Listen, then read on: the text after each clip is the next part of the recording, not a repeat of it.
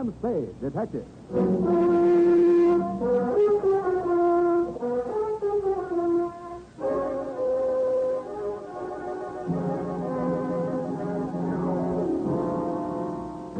Since the world began, woman was meant for man. I must say, this is the sort of honeymoon I've been. Effie, you've been keeping something from me. Oh, I wouldn't blame myself if I did. It didn't exactly telegraph this part. Come on in, Angel, and I'll tell you as much about it as I think you should know. And what, may I ask, is a large parcel with a pink ribbon around it? Love letters. What else?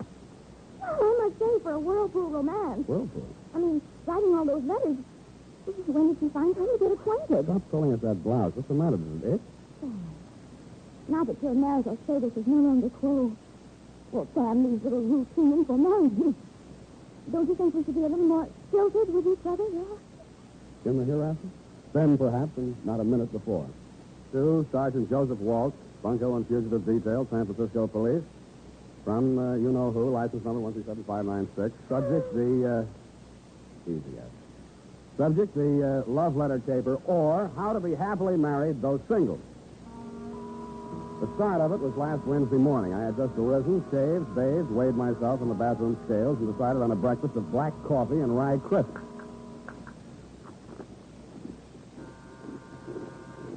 Noisy stuff. Oh. Special delivery. Sign here. Oh, hold this, will you, Sonny? Here, what do you call this? Some kind of Italian soda cracker? Rye crisp, low in calories. Take a bite. Oh, You could okay. lose a pound or two yourself. There you are. Eat the change. Thanks. I'll smoke it after dinner.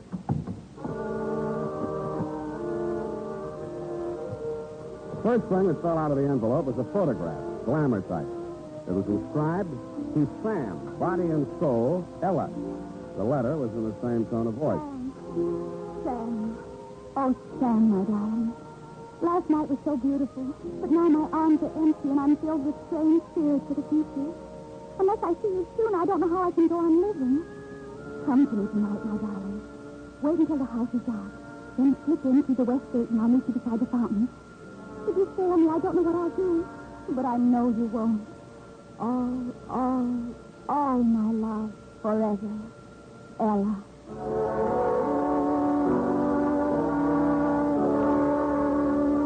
I read it over again, looked longingly at her picture, and shook my memory down.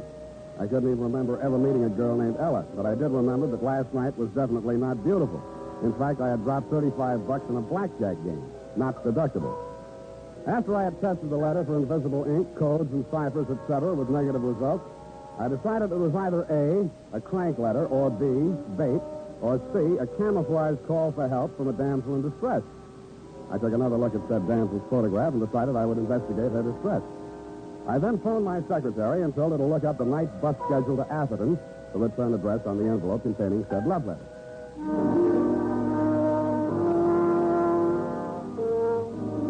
It was around 11 p.m., and the moon was just clearing the treetops behind the Comstock mansion when I slipped in at the west gate for the instructions in Ella's love letter and took a plant beside the aforementioned fountain.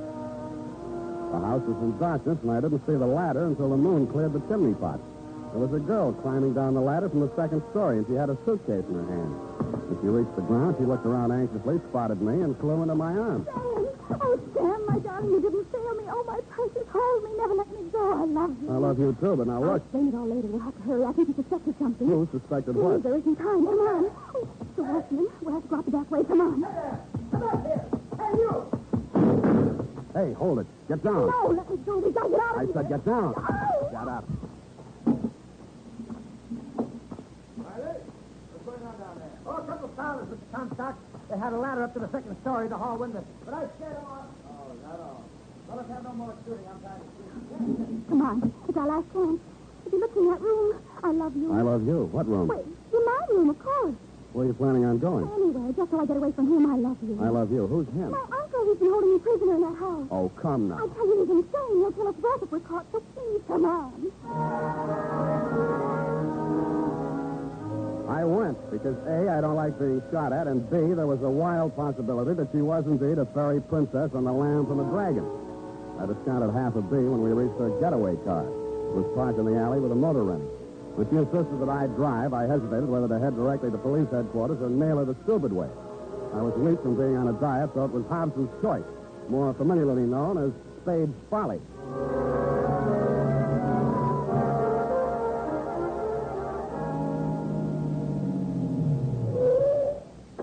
What is this place? It's where I live. You wouldn't lie to me. Not about that. Look at the address. Your love letter arrived here. Come on. Here, let me carry your bag. No, it's all right. I'll carry it. Come on. It's okay. No cops, no booby traps. Now, let's have a look at that suitcase. No, you mustn't. Come on. Give it to me. No, you can't. Why not? Because you get the wrong idea. Oh. Well. What have we here? I knew you'd get the wrong idea. The only thing you seem to have missed is the Hope diamond. That jewelry is mine, every piece of it. It's all I have in the world. Poor kid. Let's see now. Diamond bracelet, not more than 10 grand. Emerald necklace, second hand, of course. All told, I don't imagine this stuff will net you a penny more than $100,000. I know, but I'll just have to get along as best I can. I don't have any money of my own. Yeah, why did you write me that crazy love letter? Because my uncle reads all my mail. And I didn't want him to know I was hiring a detective. Why did you? I couldn't very well walk around with all these jewels without some protection, could I? Oh, my uncle, he followed me here. Suppose it's the cop. Oh, no, it's he. I know it. Where can I hide? In here? Don't you have a bedroom? Yeah, but it has a window and a fire escape in here. Go on. Go on. Spade? Yeah. I suppose she's told you about me. You were uncle? Oh, good heavens, no. I'm Stuart Mason. I'm her fiancé. Or was, till she ran away with you. Maybe you'd better step inside, Mr. Mason. Thank you. Sit down. I'd like to... No. I just brought a few things I'd like to leave for Ella. Here. This bundle of letters. Love letters to me. I suppose she'll want to destroy them. Now, wait a minute, Mr. Mason. Don't jump to any rash conclusions. I saw her come down the ladder. I saw her throw herself into your arms. Yeah, but... I can't blame her. I've been a coward. I told myself it was for her own sake that I discouraged her from escaping with me. But now I know that, well, it was at least partly fear for myself. But I might die as the others did. Yeah, but, what others? The men she's known. They've all died under mysterious circumstances, and didn't she warn you? Well, all she told me was that her uncle was insane and wouldn't let her out. Crazy like a fox. As long as she remains unmarried, he controls her money. $3 million of it. Uh-huh. Well, only the brave deserve the fair. Alas. If you'll just give her these letters and tell her that I... You, tell her yourself. Come on out, Ella. Stuart, why did you come here? Your letters, my dear. And I wish you every happiness. Stuart. You too, old man.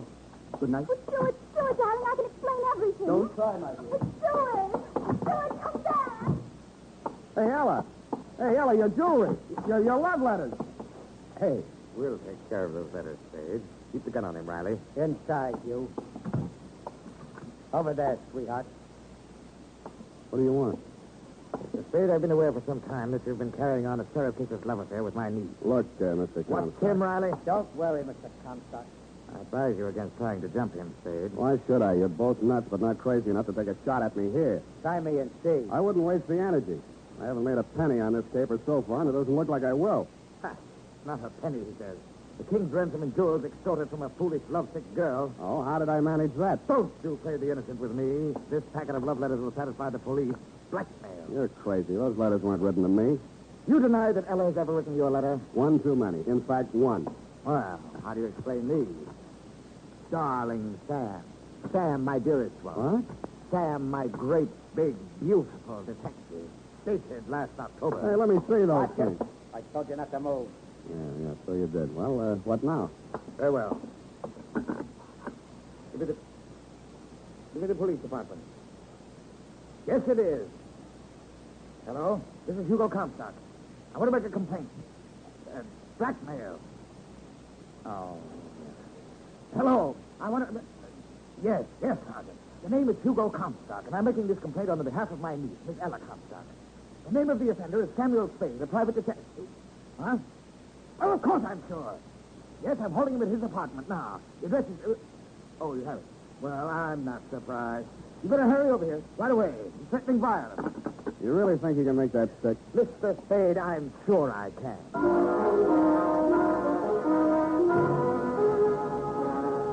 Dirty words and foul imprecations were forming on my trembling lips. But he had letters from his niece to one Sam, a great, big, beautiful detective. And I had the jewels, and before the night was over, Sergeant Walsh, you had me. Booked, bothered, and bewildered. What bewildered me was how to raise the $2,500 bail. Sam Spade, innocent dupe.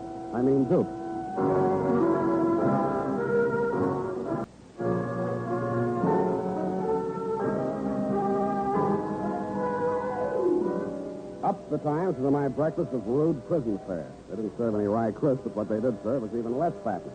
I thrust my emaciated arms through the bars of my cell and clawed at the lapels of a passing bondsman and begged him for succor.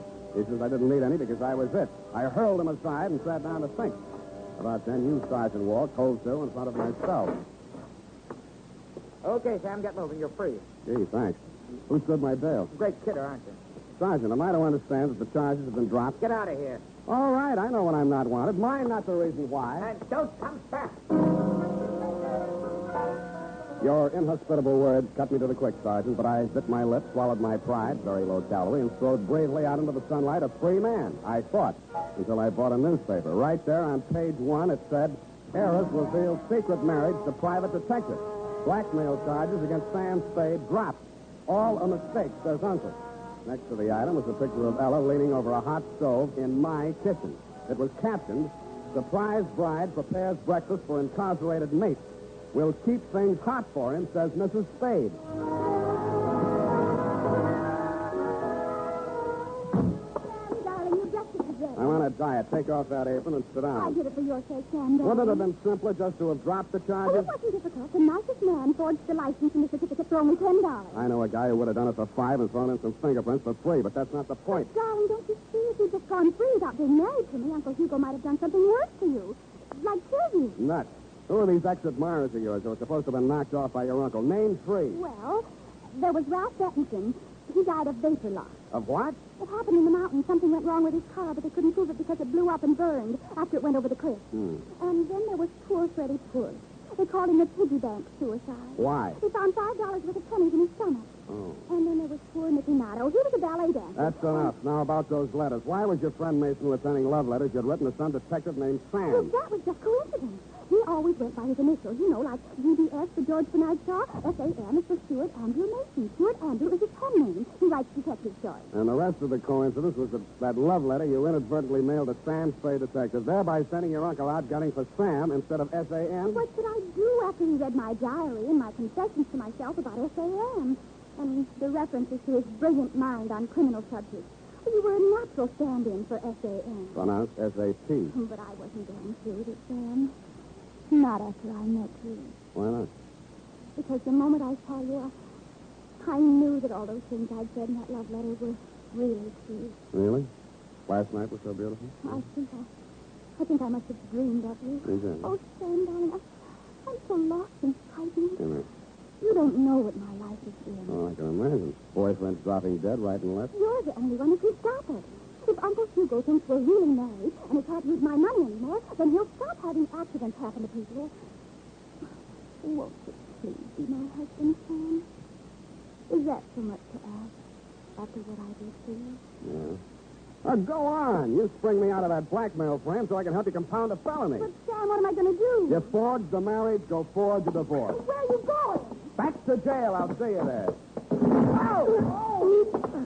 Oh, dear me. Hit your foot, did it? Cast iron. Don't make them like that nowadays. Nice foot. Yes, your foot. I meant the strong box. Oh. Coming in or going out? I think I'll sit down for a minute. Oh, Sam, you poor dear boy. Here, let me take off your shoes so it can swell if it wants. Get away from me. I only wanted to help. I love you. Well, I don't love you anymore. Oh, first little fat, is it? Who is this guy? Hi, Sam. I'm sorry. This is Curtin. You can say that again. Curtin. Howard L. Curtin. L. for Lacey, attorney at law. I represent the estate of the late Gertrude Comstock, Ella's mother. You, Mr. Spade, have married into, shall we say, money. Look, Curtis, it's time to raise the blinds on a couple of things. In the first place... Please.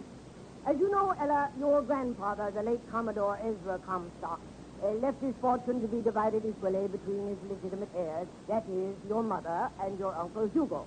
Upon your mother's death, the residue of her part of the estate was left to be administered by your Uncle Hugo as he saw fit until your marriage. at which time it will go to you. Well, where is it? Yeah. All in good legal time. First, here is this old strong box. Strong box. Containing family mementos handed down to you from your grandmother. It was your mother's wish that this be delivered into your hands upon this auspicious occasion. Here is the key, in addition to which I leave with you both my best wishes for your future happiness. Good day. Mr. Spade, I shall forward along to you the statement of my fees for services in this case. Wait a minute. Who's paying my fee? No more questions, please. Good day. Well, I guess we might as well open it. Oh. I'm sleepy. Oh, no. Let's see what's in here. All right. Look. It didn't take long to go through Grandma Comstock's mementos, and I got more and more wide awake as we went along. The strong box contains 4 items: a teapot, a bundle of letters, a photograph album, and a family skeleton. The letters were love letters from one Elmo Pinckney. There was a tin type that said Pinckney in the album. He was a dead ringer for Uncle Hugo, which might have been a coincidence, but wasn't. I started scanning through the love letters. Find any money yet? Huh? Well, there's a Confederate 10 spot. I'll let you know if I hit any pay dirt. Well, at least she left me a pot to make tea in. What? But if there wasn't any money, why wouldn't Uncle Hugo let me get married? Now, look, why don't you go and wash out that pot and make some tea, huh? Probably leaked. Oh, something in it. Hmm? No money. His grandmother's marriage certificate and Mother's and Uncle Hugo's birth certificate. Let's see those. Oh, it's cracked. I might have known. I wonder who that is. That will be your Uncle Hugo. Well, that doesn't need to worry us anymore, does it? Yeah, put these things back in the teapot and put the teapot on the mantelpiece. But it's cracked. So am I, so do it anyway. Come right in, Uncle Hugo. You too, Cousin Riley, you fool. Very funny. Now, don't be silly, Riley. Ella, accept your poor old uncle's blessing on this happy occasion. I don't want your blessing, Uncle Hugo. You're a mean old man, and you killed all my fiancés. Well, it appears that Mr. Curtins has already brought you a legacy. I believe I recognize your grandmother's strongbox. Mementos of a strange romantic chapter in the history of a great family, Mr. Spade. You, who have joined that family so unexpectedly, will have a privilege that even I was never granted. Oh, how come? My mother was a strange woman in some ways. I'm sure she was. I suppose we shall never know what prompted us to leave these personal oddments to Ella's mother, nor why my late sister chose to keep their contents a secret from me. I don't suppose I might be allowed to just a peek into that Pandora's box. Go ahead, help yourself. Really? Well, there's nothing but a photograph album and a bundle of letters. Love letters, Uncle Hugo. They seem to run in your family. Would you like to read them? You have no objection, Ella. Me? Why should she have? And I can give the whole story to you in a nutshell, Uncle Hugo. It seems that Grandma Comstock fell in love with a handsome rascal named Pinckney, a deserter from the Confederate Army, and eloped with him to New Orleans. Her family pursued her there, had Pinckney arrested, got an annulment, and whisked her back home in time for her scheduled wedding to Ezra Comstock. These letters were written to her by Pinckney while he languished in prison awaiting court-martial. Here's the last one. Read it for yourself. Oh. Lydia, my darling, in a few hours I face a firing squad. Please, no tears, no regrets. I'm glad that you are married to a man who is worthy of you. Comstock will be a better father for our child than I would ever have been. Farewell, my love. So that was the secret. Nothing so extraordinary about that. I think it's very tragic. Think of her married to a man she didn't love, about to have a child, and her lover facing a firing squad. Nonsense. Sentimental nonsense. What do you know about such things? I should know a little. After all, I was that Oh, child. I'm sorry, Uncle Hugo. Ah, wow. Fine old piece of food. What? This teapot. I don't remember seeing this here before. Just something I picked up in a junk shop. It was a very rare piece. Do you mind if I look at the mark? Go ahead. Indeed. Genuine sample. Pity it's cracked. Oh! Now, that was clumsy of me. Well, there's no good saving the pieces. I'll just toss them in the fire. Wait a minute, Comstock. I'll take care of it. Oh, it's no trouble. Well, what's this? It's your birth certificate, Uncle Hugo. Exactly. Oh? No. What are you going to do with it? Put it back where it came from. Riley. Yeah, Mr. Comstock. Spade, I'm going out of here, and I'm taking that strongbox with me. And don't think I won't kill you to get it. He will, Sam, just as he did the others. And you, too, if you don't shut your trap. Hand it over, Spade. Sure. Come and get it. Okay, let's have it. There you are. Riley, what's wrong with you? Oh, my foot is broken. Oh! Sit down and rest it. Oh! Hold it, Comstock. I've got the gun now. Well, Spade, seems you've won the day. How does it feel to be a rich man? You'll have to tell me, Comstock. The reports of my marriage to your niece are slightly exaggerated.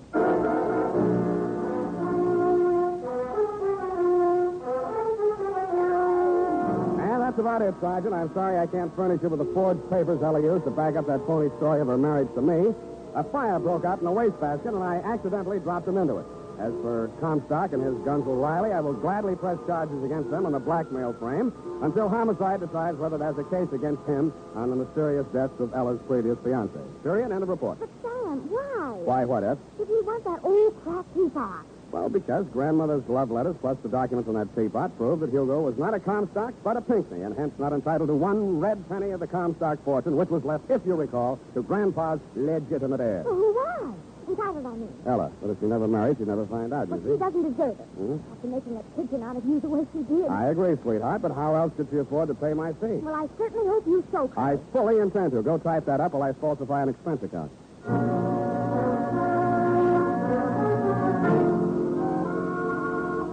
Did you finish yours? No, still a couple of fingers in there. Break out another glass. No, I meant the expense account. Oh, that. Well, it was nothing much, just bus fare. Free breakfast in the Pokey? No, that was nothing. Well, I took the liberty, Sam, of drawing up a statement. Did you look it over? Yeah. New letterhead. Well, it's only a sample I had done. Huh? Pending your approval. Do you? Well, yes, very classy. I like the coat of arms, but I'm not quite sure about the motto. I could tell you are the greatest private detective of them all. Well, you know best, Effie. And then, for an extra $100, we could have it printed in Raby ink. In what? Luminous ink, Sam. Shines in the dark. Even as you and I. Oh, Sam. I'm glad you told that to. Go home, all the same. Good night, Sam. Good night, sweetheart.